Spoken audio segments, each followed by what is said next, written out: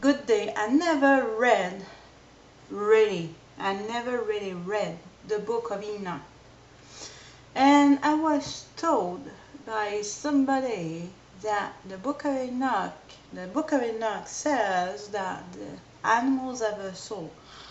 I personally do have a firm belief that for sure animals have a spirit, for sure. And I want to add that in the Garden of Eden, Adam and Eve were not eating animals. At the beginning, they were made to eat every tree. It is written that they were made to eat everything in the trees, every fruit in the trees. And they were vegetarians, and they were, yeah, basically they were vegetarians. And I also believe that during the millennium that we will be vegetarians too. I don't think that blood will flow on planet Earth, not even from animals. This being said, so the person was saying that the Book of Enoch says that animals have a soul. I make a big distinction between a spirit and a soul. And the big distinction is that God did not create animals at his image, but did create humans at his image. So this is how I know that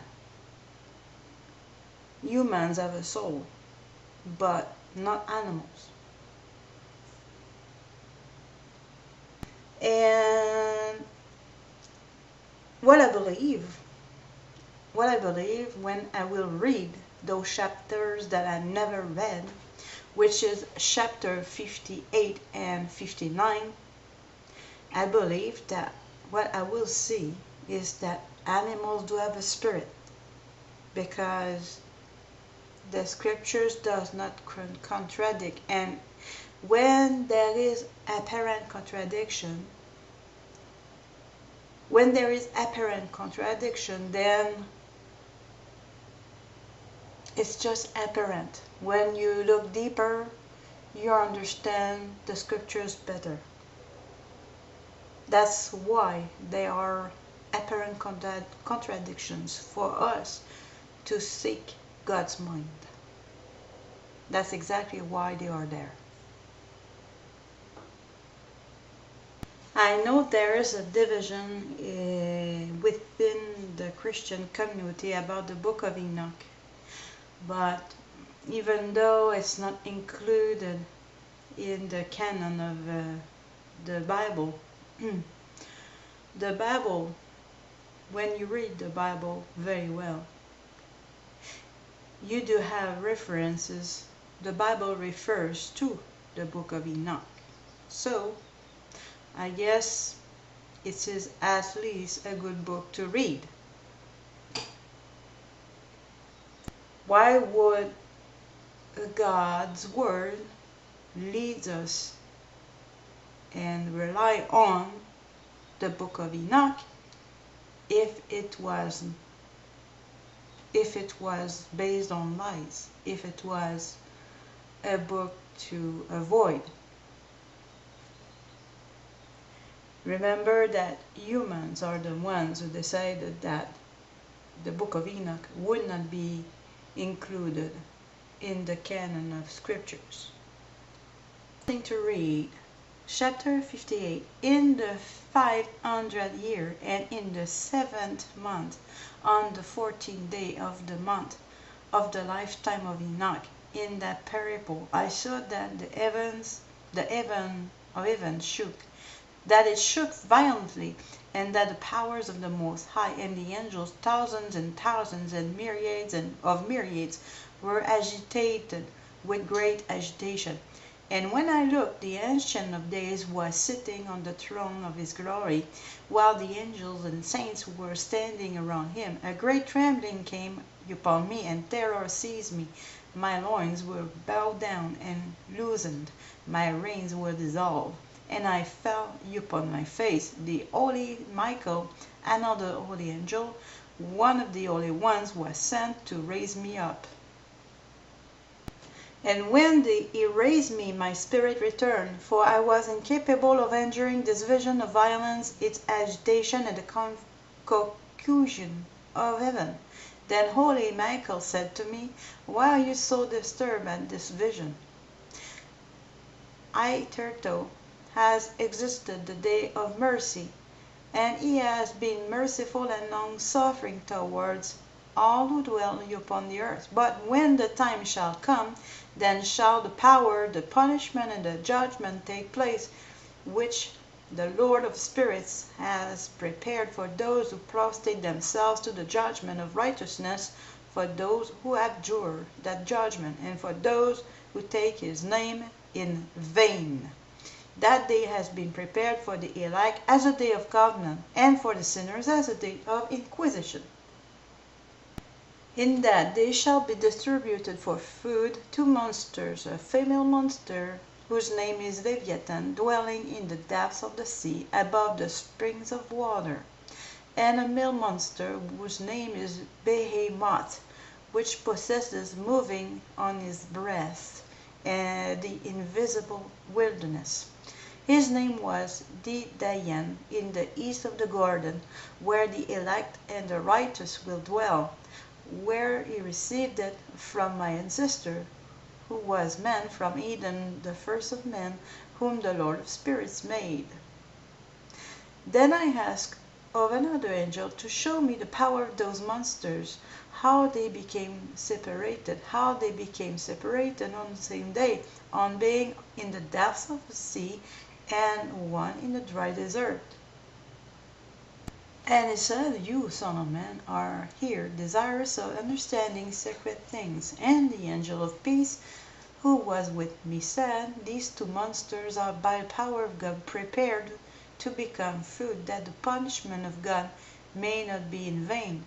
Then shall children be slain with their mothers, and sons with their fathers.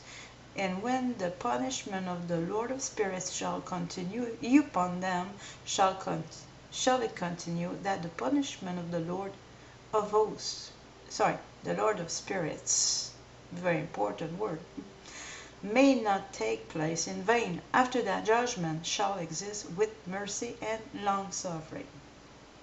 So this is chapter 58 of the book of Enoch. That the people believing that animals have a soul, they base their belief on that. So far I didn't find anything that suggests me that animals have a soul. Again, I'm sure that animals do have a spirit. Chapter 59. Then another angel who proceeded with me spoke to me, and showed me the first and last secrets in heaven above, and in the depths of the earth, in the extremities of heaven, and in the foundations of it, and in the receptacle of the winds. He showed me how their spirits were divided, how they were... See, he's talking about spirits here. How their spirits were divided, not their souls, their spirits. How they were balanced, and how both the springs and the winds were numbered according to the force of their spirit. This is Enoch chapter 59 verse 4. He showed me the power of the moon's light, and its power in a just one, as well as the divisions of the stars according to their respective names. That every division is divided, and that the lightning flashes, that his troops immediately obey, and that a cessation takes place during thunder in continuance of its sound. Nor are the thunder and the lightning separated, neither do both of them move with one spirit, yet they are not separated. For when the lightning lightens, the thunder sounds, and spirit at a proper period poses, making an equal division between them for the receptacle upon which their periods depend, is loose as sin. Each of them at a proper season is restrained with a bridle, and turned by the power of the Spirit, which thus propels them according to the spacious extent of the earth. The Spirit likewise of the sea is potent and strong, and as a strong power causes it to ebb, so it is driven forwards and scattered against the mountains of the earth. The spirit of the frost has its angel. In the spirit of hell there is a good angel.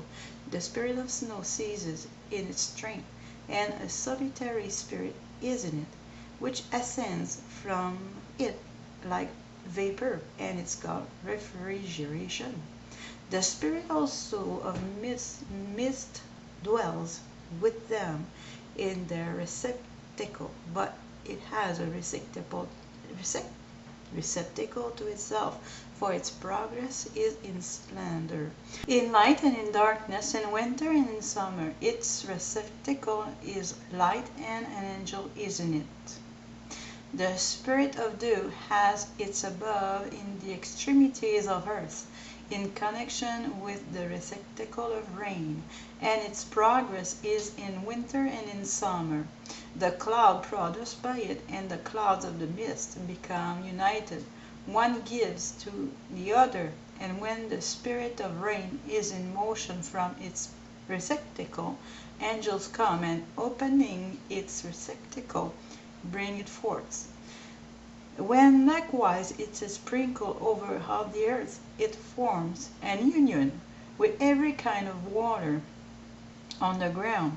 For the waters remain on the ground, because they afford nourishment to the earth from the Most High, who is in heaven. Upon this account, therefore, there is a regulation of the quantity of rain which the angels receive. These things I saw, all of them, even paradise. End of chapter 59. I had a call in the between, so, and I answered the call, that's why. One last thing. I do not have the attitude of a grandmother of God like some folks do have, and some folks, what they do is they know just a little bit and they just talk like they know everything. So this is not the type of person I am. I know a lot. I research a lot. I don't talk for just talking, but so I'm always open to discover the truth. If there is something important, or if there's something important that you want to bring to my attention, I'm more than open, but has to be intelligent, has to be rational, has to be based on the truth. And don't tell me that the book of Enoch is dung, because even the Bible refers to the book of Enoch, and I can find very easily the verses, because I'm reading my Bible since at least 20 years. So thanks for listening. I believe that what I will see is that animals do have a spirit, because the scriptures does not contradict, and when there is apparent contradiction, then it's just apparent. When you look deeper, you understand the scriptures better.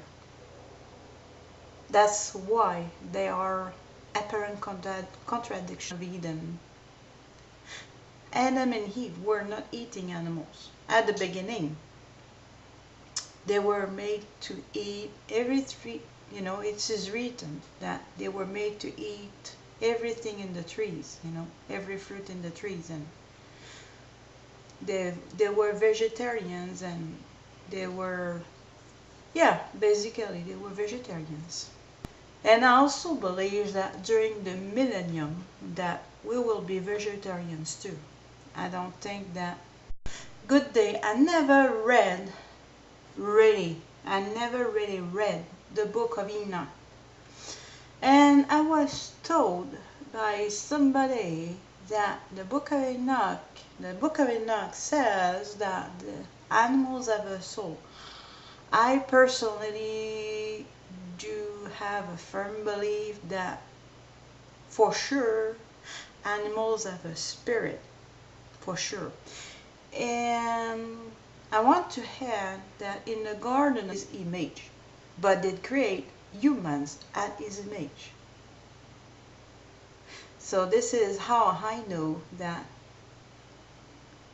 humans have a soul, but not animals. And what I believe when I will read those chapters that I never read, which is chapter 58 and 59, I believe blood will flow on planet Earth, not even from animals. This being said, so the person was saying that the book of Enoch says that animals have a soul. I make a big distinction between a spirit and a soul. And the big distinction is that God did not create animals at